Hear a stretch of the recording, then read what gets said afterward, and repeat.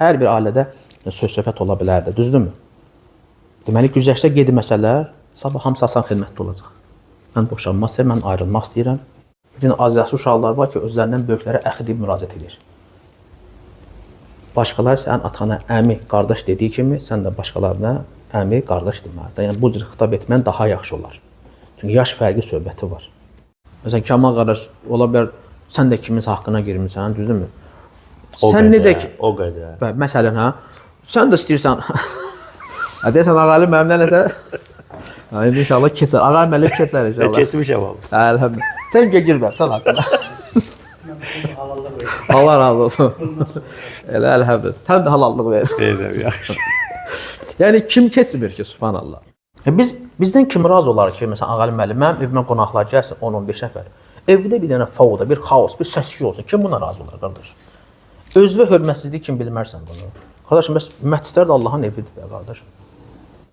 Ay ki, münafiqləri bağışlayırdı. Gedir az qala cənazəsini qılmalı. Hə, təsəvvür elə, qardaşım. Gedirdi cənazəsi, münafiqlərin başçısıyım. Məkkəni fəth edən demədim, hamımız azadsın, sizi bağışlayıram, subhanallah.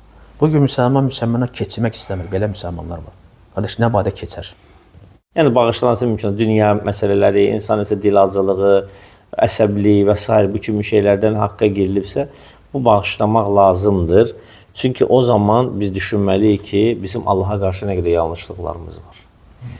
Və yaxud da Allahın qullarına qarşı nə qədər yanlışlıqlarımız var.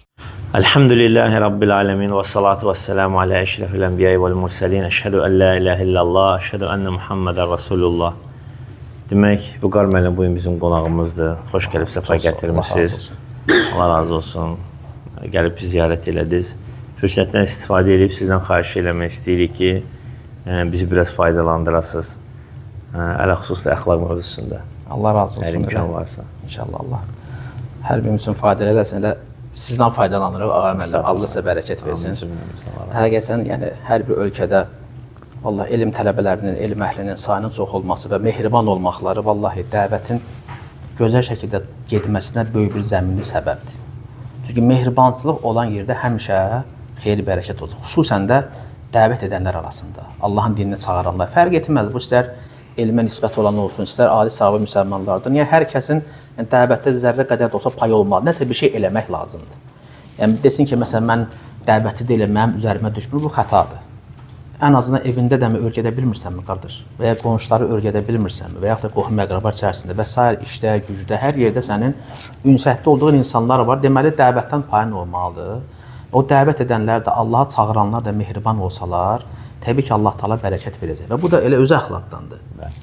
Müsəlmanların bir-birinə qarşı ədəbli, ərkanlı, əxlaqlı olmaqları, bir-birlərini hörmət etməklə, dəyər verməklə bu çox mühümdür. Və xüsusən indiki vaxtda. Yəni, istər bu ailədə olsun, istər dost-tanış arasında olsun, istər insanlarla ünsiyyətdə olsun, əxlaq çox mühümdür. Və Peyğəmbərimiz sallallahu aleyhi və səlləm də bizim üçün böyük bir örnəkdir. Biz həmişə deyirik ki, biz Muhammədiyik, yəni Muhammədin ümmətindənik və biz Peyğəmbərimizi sevirik və çalışırıq onun yoluna tabi olaq. Deyirəm ki, qardaşım, Peyğəmbər sallallahu aleyhi və səlləm yolu təkcə yəni tövhid, əqidə məsələlər deyir ki, onun gözəl əxlaqı olub, əxlaqı ilə əxlaqlanmaq lazımdır. Təbii, onun kimi ola bilməsək də, ən azından ona oxşamaq lazımdır. Və Allah Rəsulu da sallallahu aleyhi və səlləm uca əxlaq sahibi olunca ki, Allah-u Teala onu vəsf edir öz kitabında. Və innəkə lə alə xuluqin azim, sən böyük bir əxlaq üzərindəsən. Deməli, Allah Rəsulu əxlaqlı olub və əxlaqa dəvət edib, təşviq edib, bunu bizə örgədir. Hər məsələdə, istər ailən içində olsun, istərsə müsəlman qardaşların arasında olsun, istərsə ən birinci və mühüm Allahla olsun, insan gərək əxlaq, ədəb məsələlərine fikir versin. Və xüsusən də, bax, müsəlmanlar arasında gərək əxlaqı qoruyub saxlayasan. Böyükdirsə, böyükdən böyük kimi, kiçikdirsə, kiçikə mərhəmət göstərərək, alimdirsə, elm tələbəsidirsə, ona ayrıca bir hörmət. Yəni, hamısı yəni, öz ona uyğun şəkildə olmalıdır. Və xüsusən böyüklərlə.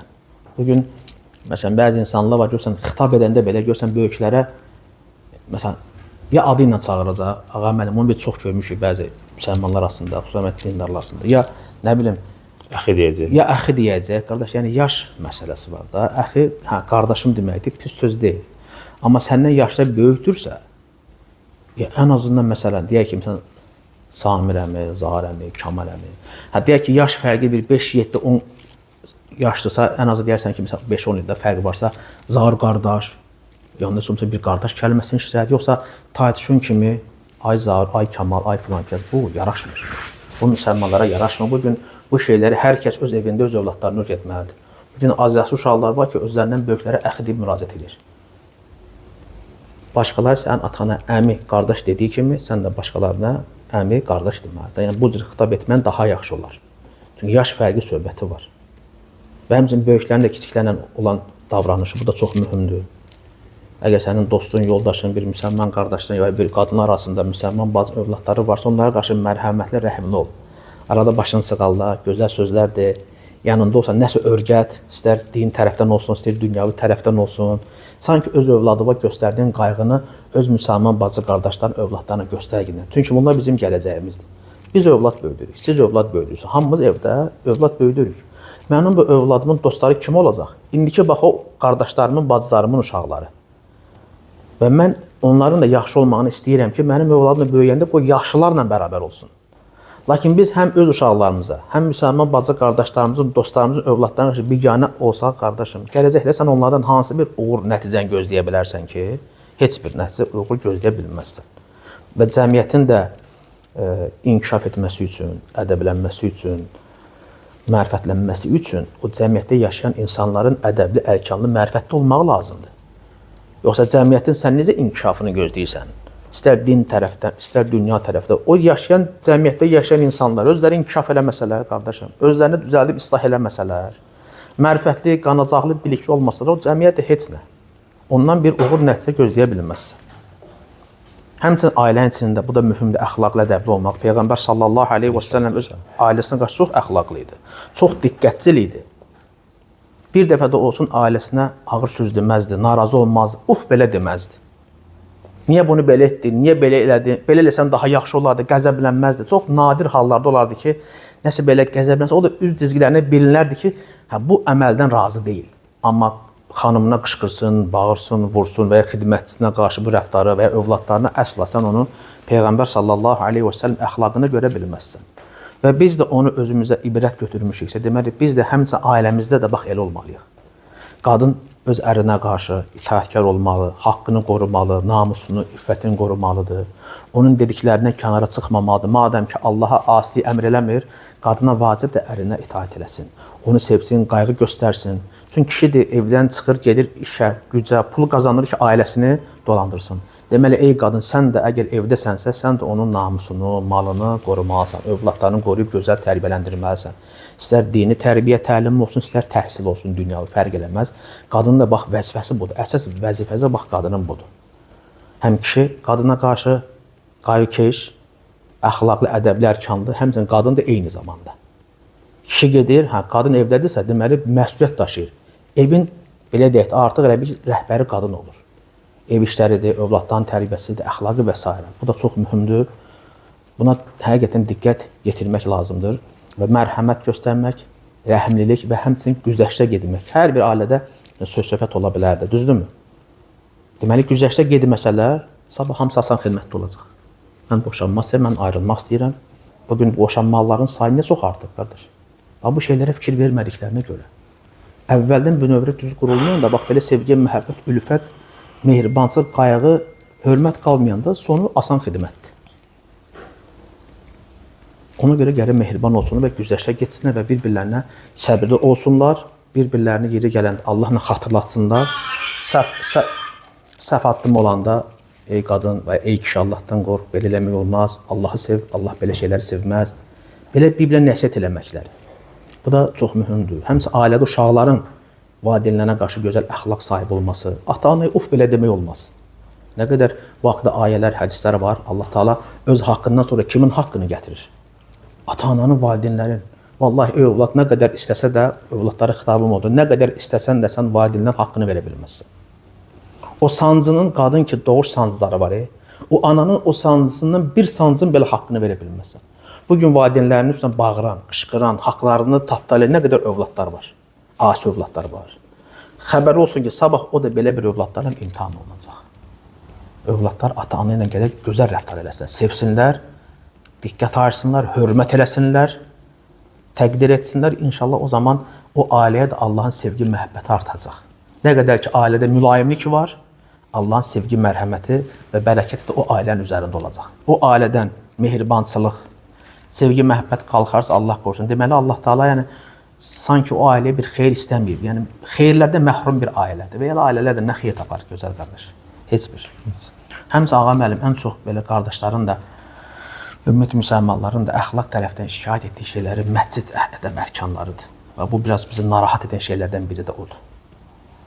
Məscidə girmək, çıxmaq, bunun öz ədəb ərkanı var qardaş. Yəni dinimiz o qədər gözəl dindir ki, o qədər mükəmməl dindir ki, Kamal qardaş. Təsəvvür eləyin ki, indi akramakumullah ayaq yoluna girib çıxmağı belə bu din bizə öyrədibsə qardaşım, gör digər məsələlər necə, kişi-qadın münasibətləri çox mühümdür.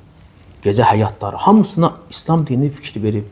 Yəni bütün məsələlər, şəriətdə dinimizdə elə bir insan həyatında ümumiyyətlə, hətta məişət həyatı elə bir məsələ yoxdur ki, İslam din ona bir baxış olmasın. Hər bir şey diqqət verib, fikir verib və fikir bildirib. Həmçinin məscidə girib çıxmaq, bunun ədəbi, bunun ərkanı var. Səsküy ilə girib çıxmaq olmaz, səsküy ilə içəridə danışıb insanları yormaq olmaz. Namaz qılanlar var, bugün deyir, qardaş, biz səsküydən 2 rükət namazı düz əməlli qıla bilmirik. Nəmin o səsküyün səbəbi ilə düz əməlli Quran oxuya bilmirik. Zikirlərdə çaşıram səsküyə görə. Namaz bitən kimi bəzi məscidlərdə, hamısına yox, yəni bəzilərdə o ki, müsəlmanlar səsküy ilə çıxır. Ay qardaş, namaz bitdi. Necə ki, sükunətli bir halda, rahat şəkildə girirsiniz, elə də çıx da qardaşım. Bizdən kim razı olar ki, məsələn, Ağalı müəllim, mənim evimə qonaqlar gəlsin 10-15 nəfər. Evdə bir dənə fauda, bir xaos, bir səsküy olsun. Kim buna razı olar qardaş? Özvə hörmətsizlik kim bilmərsən bunu? Qardaşım, bəs məscidlər də Allahın evidir də qardaşım.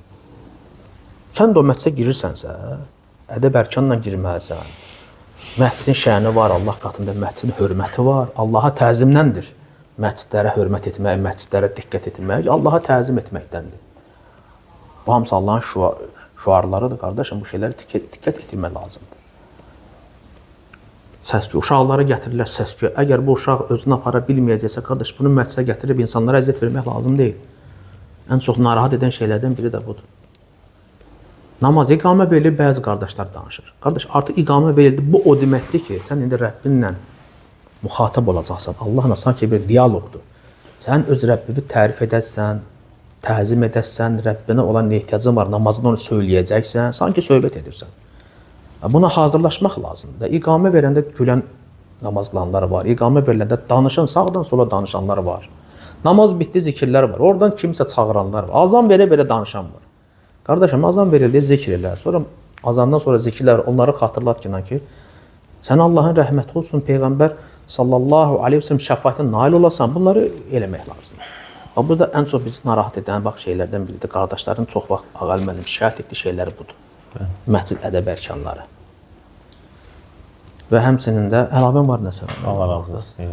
Və həmçinin də bax, elə müsəlmanların öz aralarında bax, bir-birinə qarşı əxlaqlı olması, bir-birlərini dost tanışların, qardaşların bir-birini sevməsi, bir-birlərini güzəştə getməklər. Bugün ən çox narahat edən şeylərdən biri də dünən dost yoldaş idilər, bugün artıq küsüblər. Adi boş-boş şeylərə görə. Deyir, qardaş, yəni bu dostluq, qardaşlıq, bu da bir ailə kimi bir şeydir. Həmişə mən nəyə misal çəkim? Deyirəm, bax, qardaş, o küsürlərə deyirəm, mənası şey görə küsüb, şirdib, pis zən üzərində özünə hikayə qurur, əhkamlar quran, küsüb, dalaşanlar, deyirəm, qardaşım, nesə vaxtda dost yoldaşsınız da, yəni siz birimizi tanımadınız ki, birdən-birə bir şey olan kimi həmən dağılışdınız, aralandınız. Deyirəm, ailədə belə misal gətirirəm. Məsələn, kişi qadınla mübahisə edəndə zahir. Həmən asan xidmətə gedmir ki, ayrıldıq, boşandı, yox. Əsəbləşir, başa düşdüm, qışqır, küsür, sonra yenə 3-4 gün barışırlar, düzdürmü qardaş?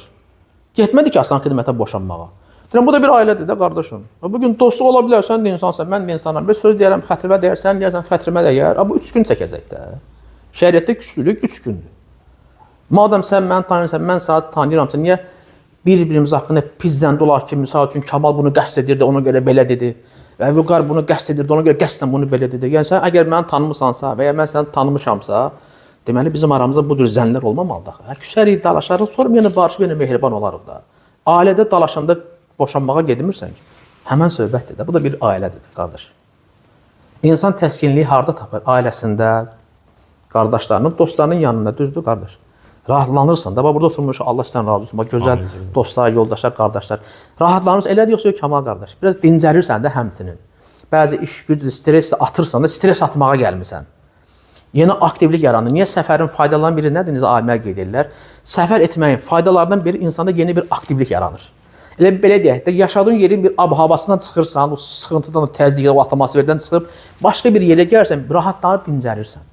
Təzə yenə qayıdırsan və aktiv şəkildə yenə həyatına davam edirsən, öz işi və gücü və s. Bu gözəl insanlar içərisində adam darıxmır da, görsən dincəlirsən, rahatlanırsan. Belə olmalıdır da. Qardaşlıq bu nə üçündür bəs?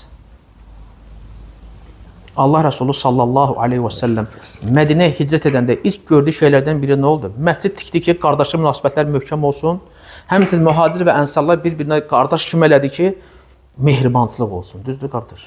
Niyə? Çünki İslam dini bu cür şəkildə qabağa gedir də. İkisi də sosial məsələdir. Bəli, subhanallah. Məsciddə insanların yığıldığı bir yerdir. Qardaşlıq eləməkdə qəlblər. Yox, estağfurullah. Yox, elə inşallah bir faydalanaq da sən. Sadəcə yadıma düşdü. Yəni həqiqətən də çox önəmli bir nöqtəyə toxundunuz ki, Peyğəmbər sallallahu əleyhi və səlləm Mədinədə ilk gördüyü iş o oldu ki, yəni İslam dövlətinin qurulduğu bir vaxtda ilk anlarında ən birinci görülən iş oldu ki, məscid tikilməsi. Hətta 2 dənə məscid tikildi. Quba məscidi, sonra Peyğəmbər sallallahu əleyhi və səlləm məscidi və həmən də ənsarlarla mühacirləri qardaş elədi. Bu da onu göstərir ki, İslam cəmiyyətində sosial məsələlər ən önə çəkilən məsələlərdən biridir. Buna görə də mövzumuzun əvvəli də bununla çox əlaqəlidir ki, burada əxlaq olmalıdır. O əxlaqın içində əsas prinsiplərdən biri ədalətdir, rəhmətdir, gözəl davranışdır. Və bunlar hamısı yerində olanda həmin cəmiyyət mütləqdir ki, parıldasın. Həmin cəmiyyətdə neqativ hadisələr artıq baş verməz. Əksinə insanlar daima rifah içində olarlar, bir-birini sevərlər, bir-birinə qarşı gülümsəyərlər. Xəyanət olmaz, oğurluq olmaz, başqa namərd hərəkətlər, sözlər falan o cəmiyyətdə mümkün deyil ki, olsun. Və buna da tarix şahiddir ki, o yerdəki, o zamandakı bu dediyimiz şeylər tətbiq olubsa və orada həmişə onlar rifah içində yaşayıblar. Orada başqa qorxulu hadisələr falan olmayıb, əmin-amanlıq olub. Və ona görə də kim ki, əgər əmin-amanlıq, sabitlik, gözəl, rifah içində xoşbəxt bir həyat istəyirsə, mütləqdir ki, Allah və Rasulun bizə öyrətdiyi əxlaqı həyatımızın hər bir sahəsində tətbiq eləyək. Bir də ağa mənim, güzəştə getmək, bu çox mühümdür. Məsələn, bağışlamaq, əfv eləmək, güzəştə getmək, biraz bundan xatırlat, Allah sənə bərəkət versin. Yəni, Amin. nəsə olanda yola verilmək istəmir, güzəştə getmək istəmir, əfv eləmək istəmir. Bu şeylərə insanları biraz təşviq etmək lazım. İnsan qarşı tərəfi həmişə özünə qarşı nəsə bir haqsızlıq görəndə, təbii ki, elə şeylər var ki, bağışlanması mümkündür, elə şey var ki, mümkün deyil. Biz danışırıq bağışlanması mümkün olan şeylərdən, xəyanət falan belə şeylərdən danışmırıq. Yəni, bağışlanması mümkün, dünya məsələləri, insan isə dil acılığı, əsəblik və s. bu kimi şeylərdən haqqa girilibsə, bu bağışlamaq lazımdır. Çünki o zaman biz düşünməliyik ki, bizim Allaha qarşı nə qədər yanlışlıqlarımız var. Və yaxud da Allahın qullarına qarşı nə qədər yanlışlıqlarımız var. Və biz də bunun qarşılığında Allahdan bağışlanma gözləyirik ki, Allah bizi bunu bağışlayar. Və bunu gözə alaraq Allahın qullarını da biz bağışlamalıyıq ki, Allah da bizi bağışlasın. Çünki cəza əməlin cinsindəndir. Biz Allahın qullarına qarşı necə davranırıqsa, Allah da bizə qarşı eynən elə davranacaqdır. Və bağışlayın ki, bağışlanasınız. Rəhm edin ki, rəhm ediləsiniz. Bu hamısı qoyulmuş qanunlardır və şərti cümlələrdir. Əgər insan rəhm edərsə, rəhm olunlar. Bağışlayarsa, bağışlanlar. Əfv eləyərsə, əfv olunlar. Şəfqət göstərərsə, şəfqət olunlar.